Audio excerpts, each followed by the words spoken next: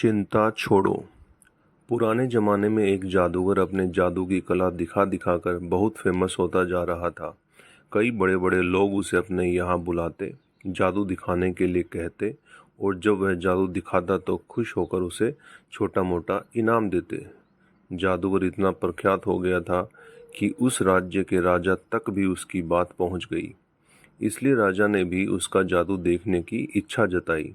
राजा का बुलावा आया तो जादूगर भी खुश हो गया। उसने सोचा, अपनी जिंदगी का सबसे बड़ा इनाम पाने का ये अच्छा मौका है। कोई ऐसा जादू दिखाऊंगा कि राजा उसे खुश होकर बहुत बड़ा इनाम दे दे। जादूगर राजा के दरबार में पहुंचा। तब तक उसने सोचा नहीं था कि वह क्या जादू दिखाएगा। उसे यह तो पता था कि छोटी मोटी चीजें गायब करने वाले जादू से राजा को वह खुश नहीं कर सकता। उसे कुछ बड़ा करना पड़ेगा। उसने जब राजा को पहली बार देखा तो उसकी नज़र सबसे पहले राजा के मुकुट पर पड़ी और उसने मन बना लिया कि राजा का मुकुट ही गायब करके सबको आश्चर्यचकित किया जाए।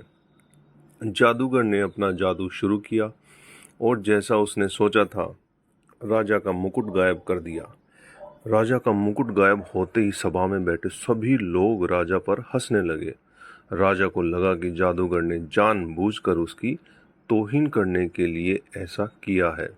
राजा लोगों की हंसी और अपना अपमान समझ बैठा।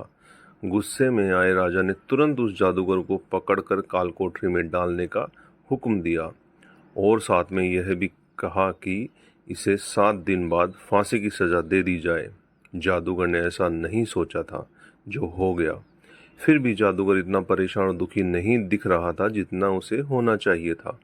जादूगर की पत्नी को जब इस बात की खबर लगी तो वह दौड़ी दौड़ी जादूगर को मिलने के लिए कालकोठरी में आई।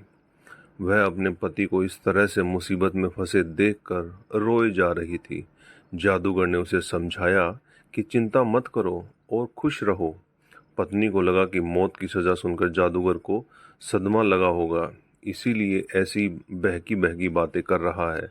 पत्नी बोली, आप ऐसे समय में भी कैसे खुश रहने की बात कर सकते हो? जादूगर पत्नी से बोला, अभी से क्यों दुखी होना, अभी मेरे पास 7 दिन बचे हैं, बाद में देखेंगे, जो होना है होगा। जादूगर की पत्नी रोज उसे मिलने जाती और जादूगर उसे खुश रहने के लिए कहता और कहता कि अभी इतने दिन बचे हैं। आखिरकार वह दिन आ गया जिस दिन जादूगर को फांसी देनी थी।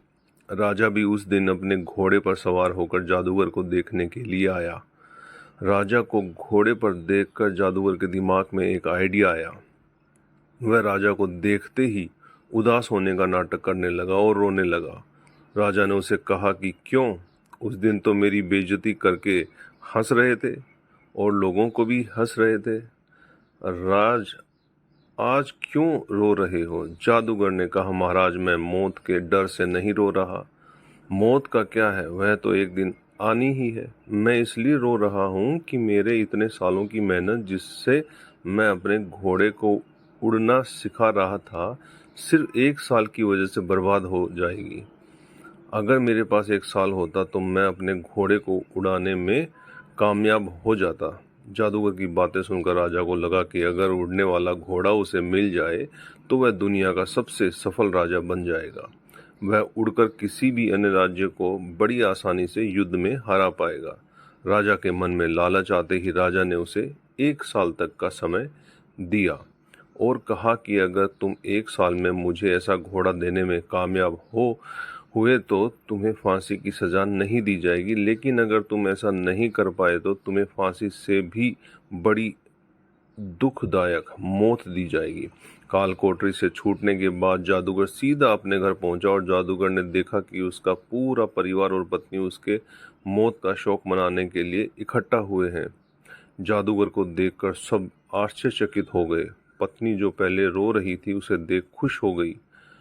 थोड़े समय बाद सब अपने घर चले गए। जादूगर की पत्नी ने जादूगर से पूछा, राजा ने तुम्हें छोड़ कैसे दिया? जादूगर ने उसे शर्त के बारे में बताया, जिसमें जादूगर को एक उड़ता हुआ घोड़ा राजा को 1 साल के भीतर देना था। शर्त को सुनकर जादूगर की पत्नी फिर गुस्सा हो गई और बोली, तुम कैसे अजीब शर्त मान कर आ गए? क्या तुम नहीं जानते ऐसा घोड़ा कभी संभव ही नहीं है? जादूगर बोला, मुझे पता है उड़ने वाला घोड़ा मैं कभी नहीं राजा को दे पाऊंगा, लेकिन मुझे जो 1 वर्ष का समय मिला है मैं उसे खुशी खुशी तो जी पाऊंगा। अब तुम भी चिंता छोड़ो और खुश रहो। 6 महीने ही बीते थे कि राजा और उसका घोड़ा दोनों ही मर चुके थे। राजा ही नहीं रहा तो जादूगर को दी गई मोहलत जो 1 वर्ष की थी अब जीवन भर के लिए हो गई। दोस्तों, छोटी सी ये जादूगर की कहानी हमें यही सिखाती है कि आज यानी कि वर्तमान में जीना ही बुद्धिमानी का काम है। आपके पास अभी जितना समय है उसे खुशी खुशी जियो, उसका आनंद लो। कल क्या होगा उसकी चिंता मत करो। अक्सर हम जो सोचते हैं भविष्य उससे बहुत अलग होता है। इसीलिए हमें जो वर्तमान का मूल्यवान समय मिला है उससे भविष्य की चिंता करके खराब करने का कोई मतलब नहीं है। दोस्तों, आप सभी का बहुत बहुत धन्यवाद।